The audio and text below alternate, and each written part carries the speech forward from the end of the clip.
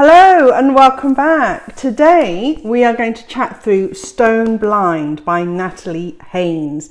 This is a book about Medusa, the famous, I was going to say monster, but that is exactly the point that we're not going to discuss. This is the famous monster from Greek myth, which had the hair of snakes and could turn men to stone just if they caught her eyeline.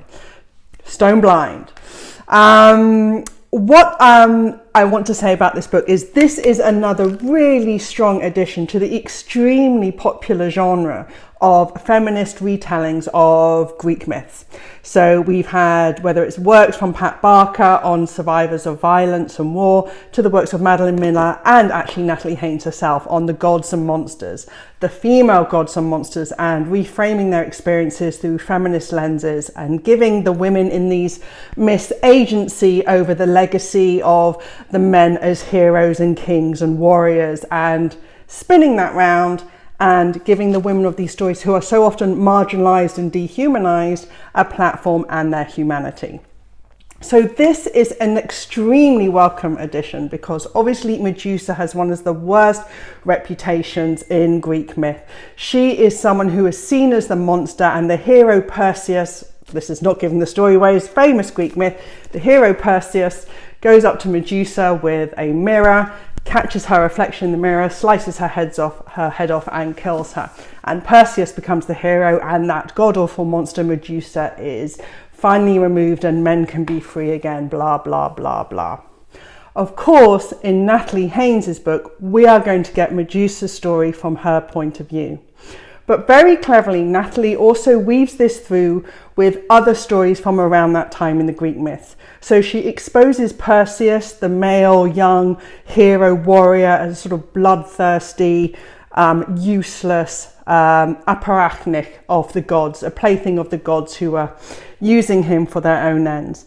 She also fantastically has another narrative weave through of the goddess Aphrodite and her challenges as a female god, as a woman god, amongst the very masculine patriarchal structure of the gods themselves, which is a fantastic subplot, by the way. Now, Stone Blind has recently been longlisted for the Women's Prize for Fiction 2023, and you can see why. There is a fantastic weaving of stories. So like I said, you've got the various deconstruction of Perseus as the hero. She also recognises, for great passages of her existence, Medusa was a victim, a survivor, and very much seen as someone that was played against rather than able to direct her own narrative. And that's quite difficult for a storyteller because you need a narrative drive. So she acknowledges that Medusa is often, after she is cursed by the gods and deformed into this hideous appearance, that she becomes a victim. And so she really leans on the story of Aphrodite and other stories from within Greek myths at the time to keep that narrative drive, which is really well done. I thought I knew a lot about Greek myths, and perhaps I do, but I was really impressed with Natalie's bringing to life of Medusa's early stages in her life when she was admittedly a Gorgon, so still partly supernatural, but also looked very much like human form, took the appearance of a human child, and her experiences at the hand of a vicious sexual assault by a male god. But I thought that was beautifully done. And so you have this nascent storyline, this birth of Medusa as a person, as someone who willfully took on a god, defied him, knowing what would come her way.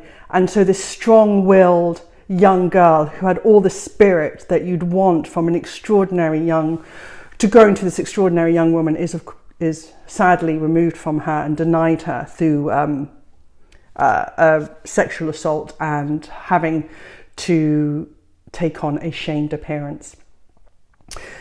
But there are some elements that I just want to let you know. This is part of a really popular, like I said, genre. I'm really enjoying the feminist works of Pat Barker and Madeline Miller and Natalie, and I think Jessie Burton also recently did something on a feminist reimagining of Medusa.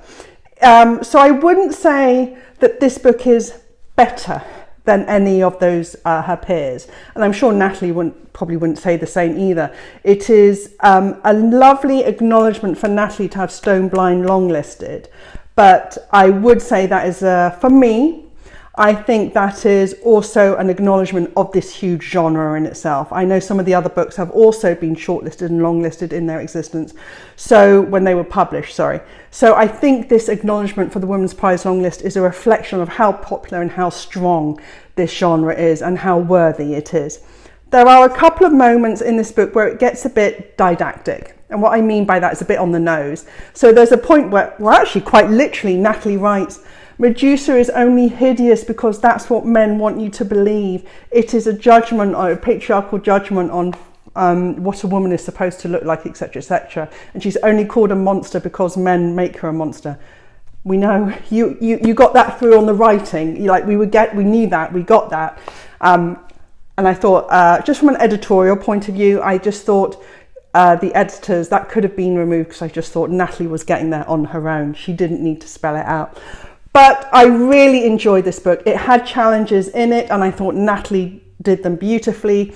She has this wonderful landscape, world creation that we get, which is of a huge section of literal global territory with different stories amongst them, the gods of the sea and the gods of the skies and their various conflicts, and you get the idea of a world. So it's not just a narrow storyline of Perseus versus Medusa. This is Natalie's able to bring to life the world in which Medusa lived and suffered in. And I also am really appreciative of this particular book because, like I said, Medusa is known as that great monster of Greek myth. So it's a worthy addition to an extremely popular genre. And if you read it, I'm sure you will enjoy it. Natalie Haynes, Stone Blind.